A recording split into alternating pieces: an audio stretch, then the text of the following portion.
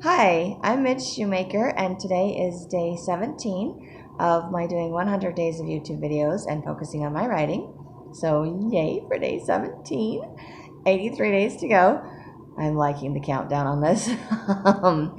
I really need to get my schedule sorted out because I think I would do better with my writing if I did it before I went to work instead of after, because by the time I get home from work, I am tired and I just want to go to sleep and not do my writing.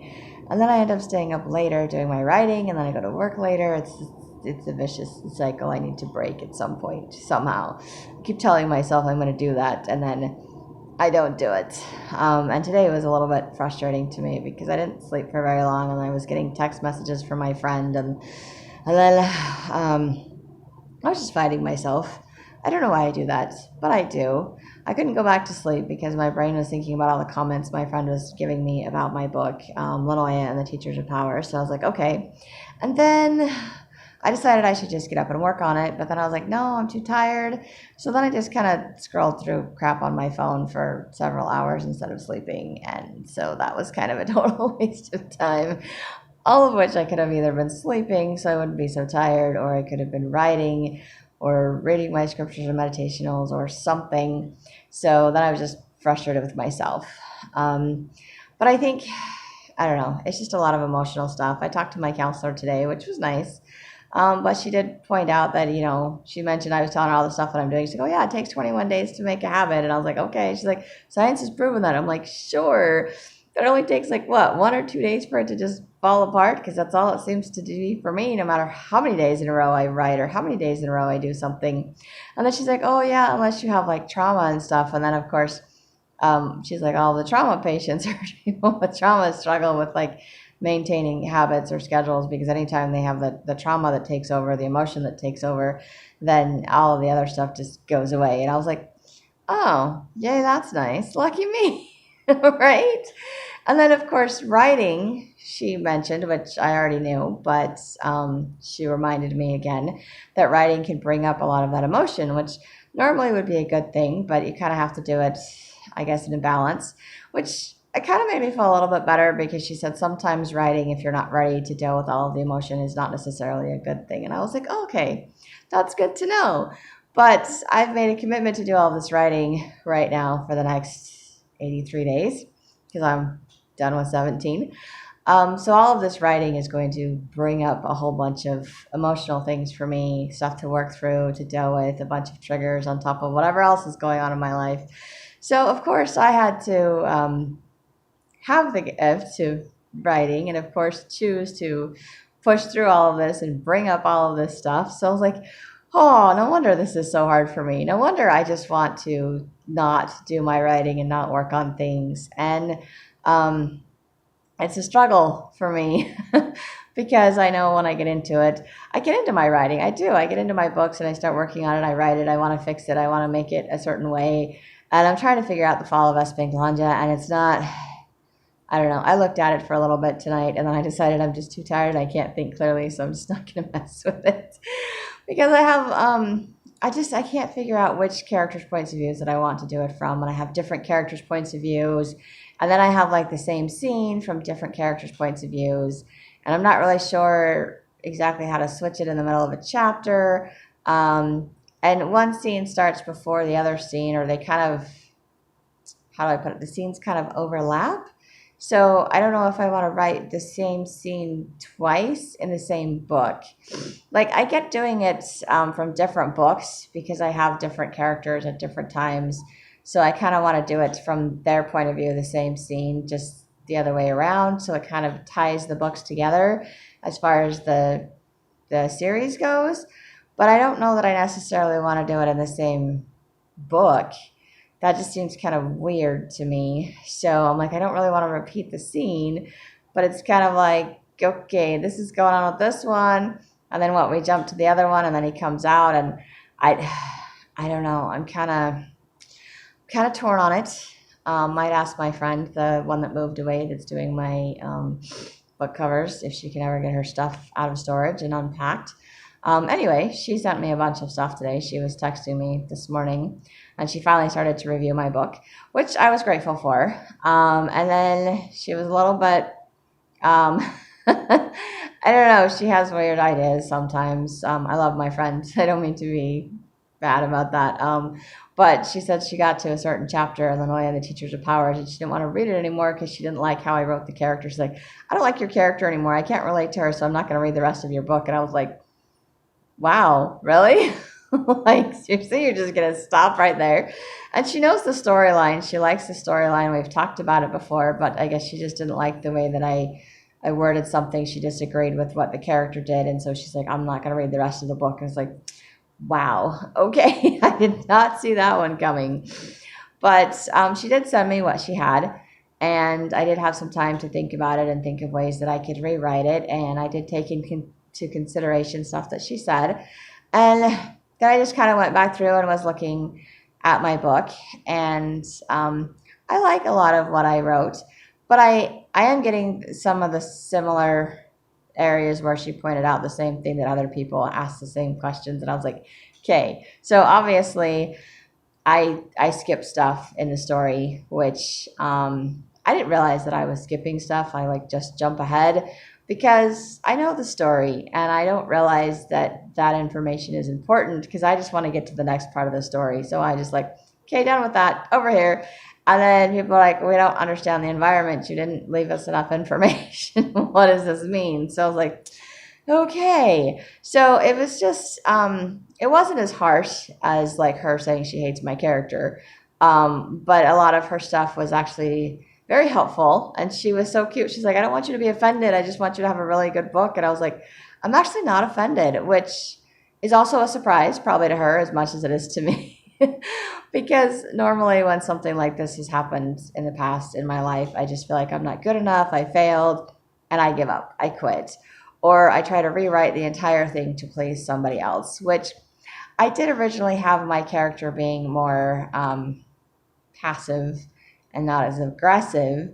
And then my mentor was telling me that she needed to be more aggressive, so that I made her aggressive, and now my friend is telling me she's too aggressive, and I was like, gotta find a happy medium in there somewhere.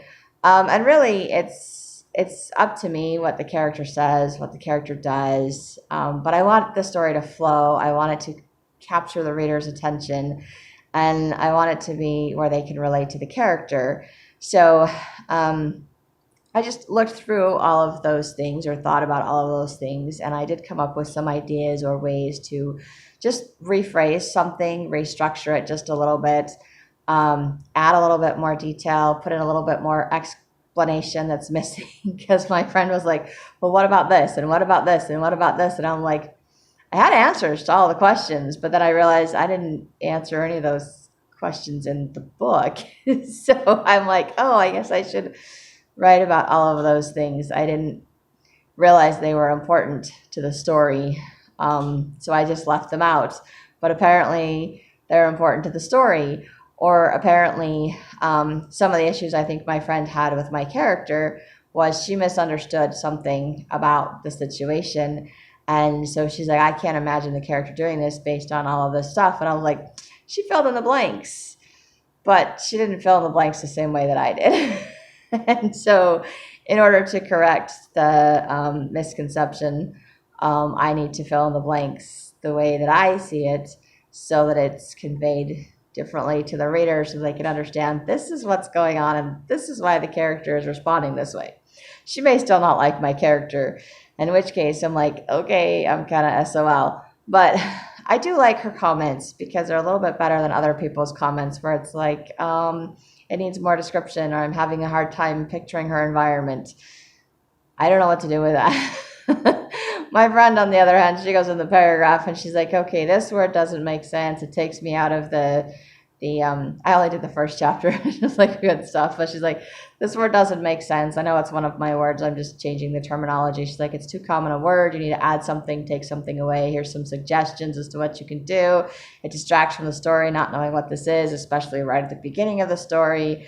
So I'm like, okay. And yes, I do have a document that has like a list of terminology to kind of explain all of that, but I can change a couple of words to make that a little less confusing, maybe, especially right at the beginning of my story. So I did make some minor changes, adjustments, rewording. It's amazing how many, what this little simile thing can do. I just, go on Google and do the little synonym thing, and it pops up all kinds of different words for things. So it's nice that I can just kind of rephrase things a little bit to clarify, for clarification purposes. So it's not changing my story. It's not changing the direction the story is going. It's just adding some fluff to clarify it. And to me, it's fluff. I'm like, okay, let me add a little description. Let me add a little bit of fluff. Let me add a little extra detail that wasn't there before. And I'm kind of taking some ideas from my friend's book that I did the beta reading for.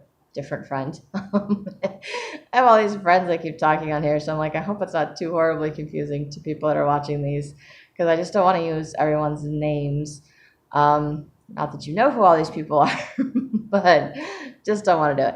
Anyway, so my friend that I beta read her book, she put a lot of description in, and in the beginning I thought it was a little too much and kind of distracted from the story, but as I got further into the story, I was glad, because it kind of like helped it move along. And so I realized that as I do that in my book, I'm like, oh, this is really good when I put the description in, and then I don't always put it in there. So I was like, okay, I can add a little more description. I can add some more internal dialogue. I can add some more comments to clarify things in my book. So it was really easy to go back through chapter 1 of Lanoya tonight and just fix a couple of things and be like, there's this and this and this, and we're good. And so chapter 1, and then I should be able to do that with the other chapters that she sent me, and maybe by adding all of those additional descriptions and commentaries and whatever, my friend will be able to see past the character's attitude or comments, and be willing to read the rest of my book. And if not, then you know what, that's okay, because not everybody is going to want to read my book. Not everybody's going to like my book or my characters. And I know that. I knew that in the beginning. I'm just trying to get my book to be as best as it can. And I appreciate the comments. I appreciate her not really shredding the book, but just putting little inserts in going, this doesn't make sense, or this would make more sense, or what, And I'm like, okay, because I didn't know. But it's funny because I said my mentor has been over that like multiple times and not made those comments, and other people's comments are just like, it's hard to picture her in an environment, and I'm like, okay, well, what's hard to picture? I don't understand. So I need more detailed feedback. So I need to be more specific when I ask for feedback from other people in the future, and maybe find more people like my friend that gives the more detailed feedback and writes little comments and suggestions in there, because it's helpful to me to have those, because then I know what to add so that the reader can understand the story that I'm trying to convey. So it doesn't change my story. It doesn't necessarily change the personality of my character. I'm not going to rewrite my whole book for that. But I can go back through, and it didn't take me that long to go back through chapter 1 and just add a few details, change a few words, use a different descriptive words to clarify things that are happening or occurring, or to clarify that it's a separate kingdom, my own little magical world, added the name of the village that she's in, the name of the kingdom, things like that. So just to kind of set the stage a little bit better than I had originally. And I was already doing that, or had already done some of that. So some of what she sent me was kind of redundant because I'd already done that based on other people's comments. So I like having a couple different people's viewpoints to kind of put it all together. I wish I could do that with The Fall of Espenglanja. The problem is I have so many different characters' points of views that I'm trying to figure out which ones mesh to tell the story the best. And I get so far into one version and I'm like, okay, but I like this version. I don't want to leave this part of the story out, or it might be better with this character's point of view. How do I go back and change this? And I don't know if I'm just doing that because I'm afraid to finish my book, which might be the case, or if I'm just trying to be too much of a perfectionist, or I really honestly have too many points of views, and I trying to figure out how to tell the story so all of the fun scenes that I have in there can be seen, but not necessarily from every character's point of view. So still trying to figure that out, and having to learn how to let go of things that I like, that are good, descriptive things to my story. Different writing style, trying to change my writing style to where I show and not tell. I do have a lot of descriptive words to tell how the characters are feeling, which, is good, I think. But it's not really showing their emotions. It's not showing the expression on their faces and things like that. And maybe that's not the way that I write. Maybe I'm better at telling a story than I am showing a story, and I should just go back to telling and adding all of that description, because that seems to work. So maybe I should just try that and see what happens, because maybe I'll like that a little bit better. And if I like that better and that works better for me, then I'm going to go with that. Because as much as I appreciate my mentor's assistance, it's helped me with my writing. I took out a lot of that detail because she was saying I didn't need it, and then everybody was confused because it wasn't there. I ended up writing a whole other book to explain everything, and it still seems to be confusing. So I'm like, I'm just going to put all the friggin' detail back in there. It's just going to be there. So anyway, I don't know how it's going to end up at this point. Doesn't really matter. It'll get finished eventually, I hope. What have I got? 83 days to figure this out. I hope I figure it out before the 83 days. I don't want to take 83 days to rewrite The Fall of Espenglanja, but I do want to get it written. I do want to get it sorted out. But I also think it's kind of like a parallel with the rest of my life and all of my emotions and things that I need to go through and sort out. And they're all over the place right now, and I don't know which ones to deal with, because they're all there at the same time. And I'm like, I don't know which ones to pick up, which ones to use, which ones to put together, which ones to get rid of, because they're just not doing any good. They're not necessary. So, and I think that's why after a while, I just kind of, it's too much, and I just kind of freeze. I go to some freeze state. I just like overload stage. And then I'm like, I'm just going to sit and play my games and not care.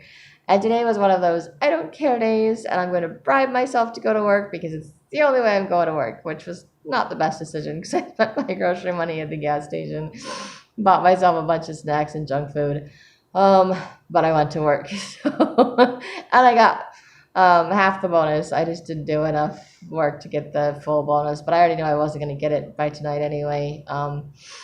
Just been a slow week, so but it's okay. I got enough to do what I needed to do today, and I went to work because I bribed myself, and I'm like, all right, just gonna be one of those days. I don't care. A splurge day, a relaxed day, a whatever day. Not really a relaxed day, just a tired, frustrating, fighting myself day and trying to force myself to do things. And I don't like being forced to do things, so trying to find other means to motivate myself to do what I know needs to be done, and remembering all of my non-negotiable things that my friend that helped me with my motivation board reminded me of, and she's reminding me of all the good things that I'm doing and the progress that I'm making. And even with all these videos and things, sometimes I don't see that, and I don't remember that. So I'm grateful for my friend. I'm grateful for my counselor pointing out all of the emotional stuff that's going on and other triggers that might be there, and that writing is going to bring up a bunch of stuff. And I was like, yay for writing. But no, I am grateful for my writing, and I am grateful that it's a way for me to process stuff and to bring stuff up so that I'm aware of it, so that I can get it out of my system, so I can learn how to change, and so I can accept. Or if nothing else, what is it? Awareness, acceptance, action. That's what I get from my 12 steps. They talk about that. I'm like, okay. So I'm becoming aware of a lot of things because of my writing, and eventually I will accept all of those things, and then I will be able to take some action to make those changes. And right now I'm aware of the fact that my schedule is all skewed and skewampus, and that I'm not getting enough sleep, and I'm not eating healthy foods, and I'm just fighting myself because I'm just overwhelmed with all the things I'm trying to do. And I know it's possible to do all of them if I get the right schedule and I get consistent with myself and my schedule. And I know I will feel better if I do that. But convincing myself to do that every day is not as easy as saying it. So it's kind of, a work in progress, and trying to adjust my schedule one day at a time and one thing at a time. And eventually, hopefully, it will get to where I want it to be, where I'm reading my scriptures and meditationals when I get up, when I'm working on my books and doing my videos, and then going to work, and then coming home and journaling and unwinding and going to bed. And that would be my day. That is my goal. And eventually I would like to get far enough ahead of my finances that I can take a day off during the week, or technically two, because I already don't work Sundays, but I want to take like Wednesdays off because they're always slow days anyways, and I would like to have another day off during the week. So I'm only working 5 days a week instead of 6. But right now I need that 6th day to catch up on all the stuff that I'm behind on for all the days that I chose not to work. So work in progress, making some progress, doing things, motivating myself to do things more, bribing myself a little bit, but I still got my stuff done. So I guess it was effective. And I am grateful for the little reminder in my head. My sponsor used to tell me, it's like, you can start your day at any time. So anytime your day doesn't feel like it's going right, you can just start over. You don't have to let a bad start or a bad thing going on in your life or something that's, out of order, whatever, to upset you, to ruin the whole rest of the day. You can start over at any point in the day, which I'm really grateful for. So I was grateful that I could start over today, even though it was later in the day than I wanted it to be. And I'm grateful that I was able to motivate myself to go to work, even if it meant that I had to bribe myself with the junk food. I haven't done that in a while, maybe a few weeks, but it was kind of a nice little splurge. And then, of course, I was like, now I have an upset tummy because I hate stuff that my tummy doesn't like. And I was like, okay, that was not smart. And the interesting thing was that I'm eating the junk food and then I'm actually craving something. I was wishing I'd brought my carrots with me as snacks to eat. And I was wanting to come home and have something healthy for dinner. Like, I didn't even want to go to a fast food restaurant. I was like, okay, I must be feeling a little bit better, because the better I feel emotionally, the less I want junk food and crap, and I want healthier stuff. And so it was kind of nice. I'm like, I bribed myself with the junk food and then I had it and I was like, and I want the healthy stuff. And not that the stuff I eat is like healthy, but it has more, feels like it's more filling and has nutrients in it, and it doesn't have stuff that I'm allergic to in it. So just kind of like, I want my, my beef pot pies that I could heat up in my oven, and not, I don't know, random nuts and M&Ms and things like that. Because I got one of those trail mix things that has the peanut butter M&Ms, and I was like, I haven't had peanut butter in a long time. I would rather have carrots. Just so random. And I didn't take my carrots with me, and I was like, okay. And then I got Kind bars, and I was like, and I would rather have had like the Beta Vite Vista, I don't know what they're called. But they're crackers with the cinnamon in them. And I'm like, I want those ones instead. They were out, or I would have bought those ones actually. And I bought a Coke and I didn't even open it. I was going to use that to keep myself awake because I was tired. And I was like, and I didn't even open it. Which made me glad I didn't get the fountain version, because then it would just be all flat and nasty, because I wasn't going to drink it. Which I thought I was going to. And then I didn't. So, interesting that I thought I wanted junk food, and then I ended up not wanting it as much or enjoying it and wishing that I had something different or better. So I'm grateful for that. I'm grateful for the little changes that I'm noticing in myself, and how I feel when I eat junk food versus how I feel when I eat, like carrots and other healthier snack foods, and that I actually crave the healthier stuff. So that's kind of cool. So little changes, little things, and eventually I will figure out my Fall of Esping Lanja and my mess of characters. Just like I will probably eventually figure out my mess of emotions and my ramblings in all of these videos. And I will be able to get Linoya rewritten, and maybe with enough suggestions in the beginning. I think I do more detail towards the end, but I can look at it some more. I'm in the process of rewriting it, and as I reread it, I will come up with more stuff to rewrite. So there's that. And I'm kind of out of things to do, but I'm grateful I can still find things to be grateful for. In fact, I wrote in my journal last night, and I think I spent like most of the journal, like 3-4 pages, just writing all the things I was grateful for. And then all the things that I was frustrated with or irritated with for the day, I completely forgot about, because I focused on all the stuff I was grateful for. So that was kind of interesting as far as my journaling went last night. So I'm like, yay, I am trying to focus on positive things. I don't always see the positive things. I don't always see those choices. And I still have the emotions. But But at least I'm learning that I can still do stuff in spite of how I feel. Even if I have to bribe myself, I can still do it. So I'm grateful for that. I'm grateful I can still find things to be grateful for, and I'm grateful I can work on my writing and to do these videos. So yay, I am done with day 17. 83 days to go. So that's all I have tonight. So have a great night. Thank you.